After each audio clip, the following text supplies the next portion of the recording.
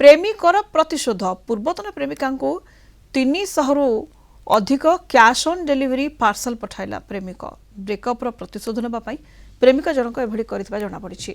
पूर्वतन प्रेमिकार online shopping निशा छड़ाइबा प्रेमिका जनक 4 मास मध्य गोटे पर गोटे 300 रु अधिक पार्सल पठाइथिला। कोलकाता पुलिस प्रेमिक को गिरफ्त करिछि। 2024 मसीहा नवेम्बर मासरे उभयंकर ब्रेकअप हेबा परठारु पार्सल आसिबा जारी रहिथिला।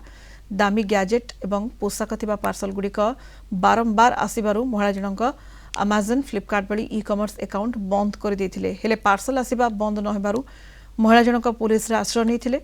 पुलिस एही मामलार तदंत करी महिला को हैरान करुथबा अभियोग रे पूर्वतन प्रेमिकन को गिरफ्त करिछि। प्रेमिका ऑनलाइन शॉपिंग निशारे पड़िथबा बेले बारंबार दामी गिफ्ट मागुथिले। तेबे प्रेमिक जनक गिफ्ट देबारे असमर्थ हेबारु उभयंक मध्य ब्रेकअप होइथिला।